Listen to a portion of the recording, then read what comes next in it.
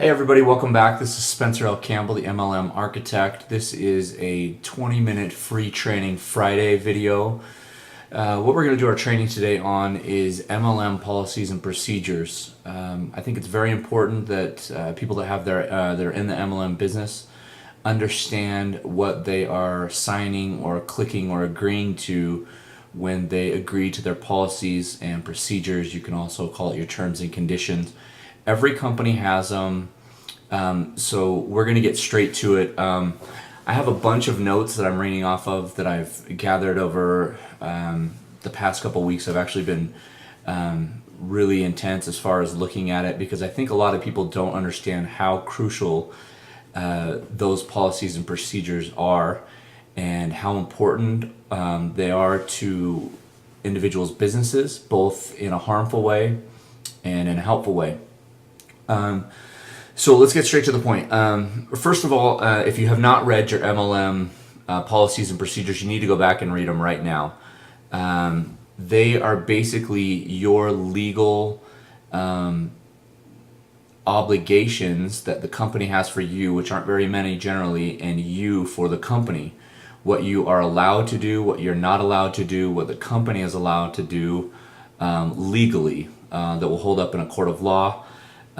There's stories all over the internet about distributors or IBOs or MLM partners, whatever you want to call them, having problems with the policies and procedures and not understanding what they're signing or agreeing to before they get into it. So first of all, what I'm going to do is just break down some general things to look for in MLM businesses and network marketing businesses.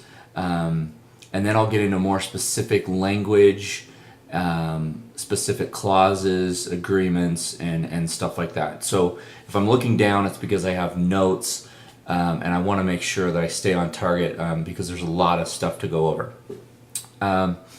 First of all, it's important to know who is writing the policies and procedures and who it's written for or to. Generally, 99% of the time, the policies and procedures are written by lawyers for the company, the network marketing company, on their behalf. I mean, in all of the policies and procedures that I've read or looked over or tried to find, never, ever have they been written by the distributors or the IBOs. It's always for and on behalf of the company. So with that said, the lawyers generally that are writing these have the company's best interest in mind, not the distributor's best interest in mind. That's important to understand throughout. Now, I definitely want to not give the impression that every policies and procedures document is geared to make you fail. However, why would they write them if they're not planning to use them? So they're legal documents that will hold up in a court of law. So the second point is, I kind of mentioned this, they're binding contracts, they're legal, they'll be used in a court of law. This isn't something where you should just check the box and look over lightly.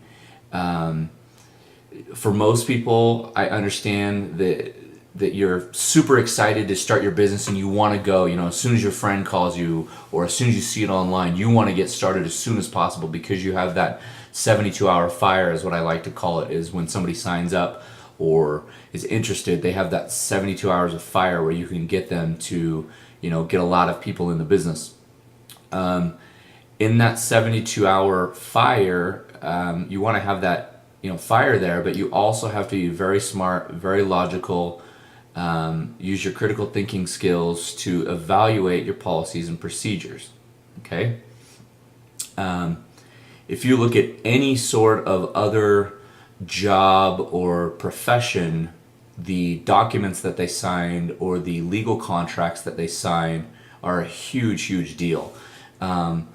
Doctors, their insurance, athletic sports, athletes. I mean, those documents are huge, and they have lawyers come and look over on both sides.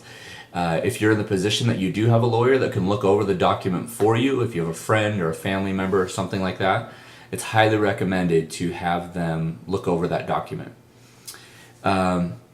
So here's just some general things to look for when you're looking at a policies and procedures document for a company? First of all, where is it?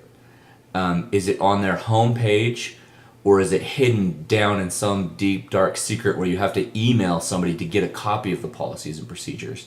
It should be right out front. The company should be proud to show it. They should be, more than willing to give you the ability to find that policies and procedures. Sometimes you have to log in to see it, which is fine. It's in the back office. I understand that.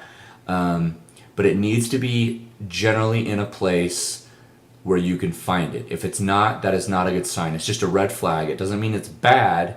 It's just not a good sign. Let's see. Another thing to look for is the length of the policies and procedures document or terms and conditions. They're generally usually the same. Sometimes there's both. How long is the document? Rod Cook, the MLM watchdog, he suggests anywhere from 12 to 20 pages should be the max. In the research that I've done, I've seen some that are 60, 65, 85 pages.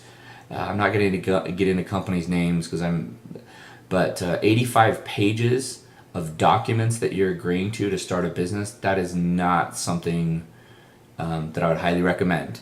And now, I didn't read all 85 pages of that document, but my overall feeling about that is the longer that it is, the document, is the more ways they will be able to put the gotcha clauses or transfer downline, just the longer it is, the more places they can hide stuff. That's simple put.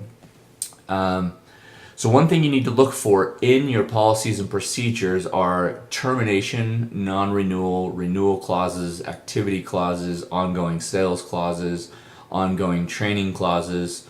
Basically what that boils down to is, can you ever retire from your business?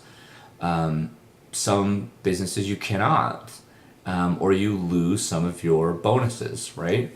I'll get into more of those a little bit later when we talk about individual parts of the individual companies. So the other thing you need to look for is what kind of agreements or clauses or issues can happen with the movement of or placement of your downline. Legally, the downline is owned by the company, and you have no control over what happens to your downline when it comes to the nitty-gritty. One of the great things about the network marketing business is that we always push that it's your own business. Well, legally it's not. Very rarely are you ever an actual individual business owner. Very rarely. There are companies that do allow that, but there's other stuff that you have to do and sign as well. So, for instance, some companies, if you do something wrong, so let's say something small as you use the company name and a URL, they can actually kick you out as a distributor and move all of your downline or upline someplace else. Okay? Anyway, it doesn't happen very often, but it does happen. You see it in the news all the time. So those are the 6 things generally you want to look for as far as red flags. I'm not going to go over those again. But now I'm going to go over a few things that I've actually seen in some of the policies and procedures that you need to be aware of and you need to look for as far as verbiage, individual things that can just totally crush your business. Right? So if you're going to be working in this business for the next 10 years or 5 years, and then you plan on retiring, there's things that you need to be aware of. And some of them I already mentioned. I'm just going to go over them a little bit in more detail. So a termination or a non-renewal or/renewal clauses.